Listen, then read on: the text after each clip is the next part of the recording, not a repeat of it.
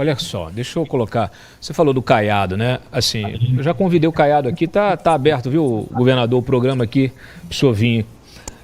Eu já vi o Caiado se manifestar diversas vezes contra qualquer tipo de impeachment. Inclusive tem uma matéria recente aqui de março do Metrópolis, coloca na tela, Brenda, em que ele não só diz que impeachment não deve ser pauta, de ministro do STF não deve ser pauta, como que essa pauta ela deve ser, é uma discussão que deve ser superada.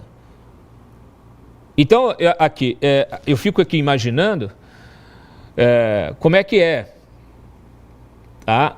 E olha, nem vou falar da homenagem que ele fez para o Flávio Dino, que tem, inclusive, né? Ele aqui, ó, deixa eu te mandar aqui, ô Brenda. Eu escrevi isso já há alguns meses, quando ele deu uma homenagem ao Flávio Dino.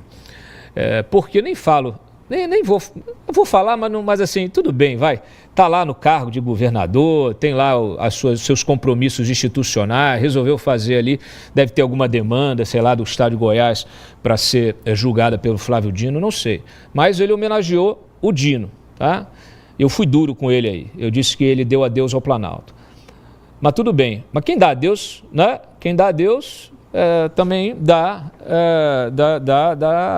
pode dar só um tchau. Aí depende dele. Ele esteve naquela manifestação recente da Paulista, a última, né? Ele, vários outros pré-candidatos também, apoiando a pauta da anistia.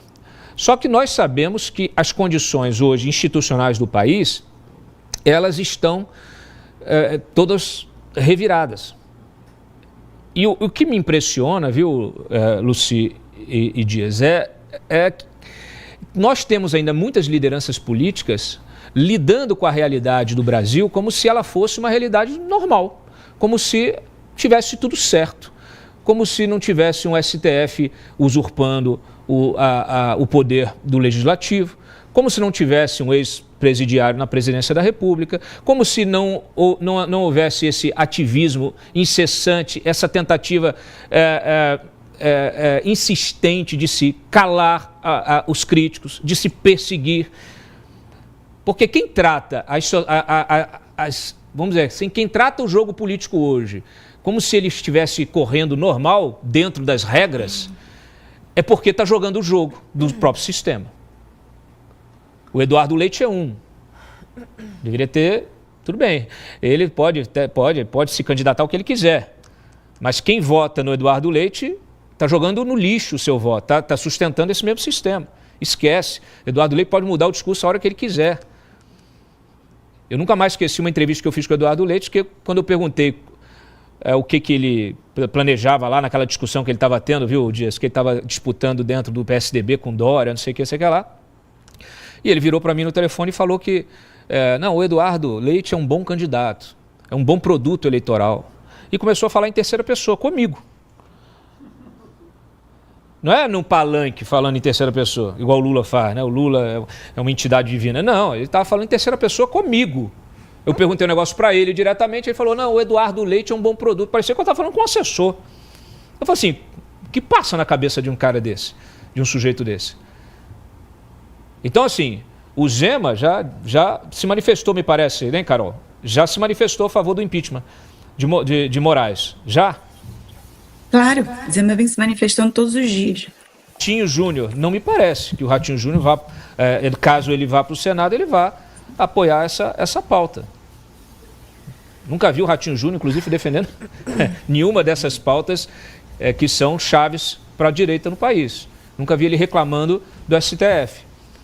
Então, eu acho que a gente tem que entender quem são os personagens políticos que estão colocados no ambiente. E eu acho que achar que está tudo certo, qualquer político hoje, pretendendo qualquer cargo, se ele lida com a realidade como se ela fosse uma distopia, né? Como se, olha, está tudo certo, não, a gente depois faz, aí vamos promover as reformas necessárias. É porque ele não quer enfrentar o problema, ele está tentando fazer um jogo lateral para chegar no gol. Ele está correndo por fora do campo para tentar chegar no gol lá e esperar a bola para matar no peito e fazer o gol.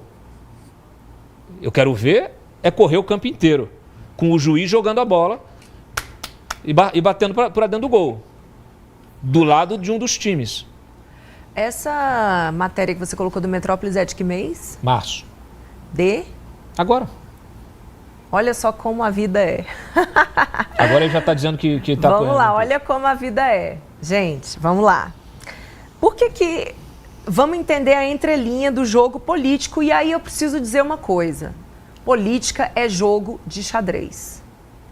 Se a gente se propõe a estar na política, a gente precisa saber que vai ter que jogar jogo, tá? Porque não adianta a freira ir pro bordel, não. Vamos ser aqui bem maquiavélico. Calma, vamos ser aqui maquiavélico. Vamos entender aquilo que Maquiavel, que é o maior cientista político de todos os tempos, ensinou. O político, ele precisa lidar com a realidade da forma como ele é. Ele não trabalha com o mundo ideal.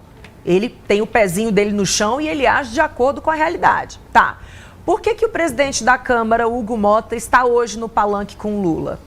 Porque assim que ele foi eleito presidente da Câmara, ele deu diversas declarações dizendo que pautaria o projeto da anistia. Foi super comemorado, né? Nós, comentaristas independentes, nós comemoramos. Curiosamente, ou não, houve uma operação, se eu não me engano, não sei se foi da Polícia Federal, se foi da Polícia Civil, enfim, uma operação policial na casa do pai de Hugo Mota, que é prefeito. Curiosamente ou não, coincidentemente ou não, depois disso, o presidente da Câmara, Hugo Mota, começou a falar que não pautaria o impeachment. Vamos falar outra coincidência aqui, ou não? O governador Caiado, ele se tornou inelegível em dezembro de 2024, tá? Por abuso de poder político, porque ele fez uma reunião no Palácio das Esmeraldas, ele chamou o candidato Sandro Mabel, candidato à Prefeitura de Goiânia, que depois veio a ser eleito. Ele foi tornado inelegível por este fato, abuso de poder político. Dezembro de 2024. Abril de 2025, e você me mostrou essa matéria aí, março de 2025, certo? Uhum. Ele deu essa declaração em março. Em abril, ele voltou a ser elegível. Então, gente, infelizmente, hoje, a gente vê uma caçada. Caçada, é como se a gente estivesse num safari. E aí você tem lá o rinoceronte, a girafa, o leão... E aí tem lá os caçadores. É uma briga de sobrevivência. Quem é que vai chegar vivo no final? O que é chegar vivo no final? Elegível. E aí num país que tem um monte de regra como é o nosso, tem uma legislação eleitoral bastante severa, eu acho severa, né? É muito fácil você achar uma causa de inelegibilidade. Deve ser por isso, então, Júlio. Então, a gente, só para concluir aqui, eu quero propor aqui que a gente faça um exercício de análise de trajetória das pessoas, de resultado que as pessoas obtêm na vida prática política. Porque fora de mandato é fácil, tá? É fácil fazer discurso. Vai para o mandato. Entra no mandato, aí você entende que você, em primeiro lugar, você tem que sobreviver, não podem te matar. E você precisa avançar.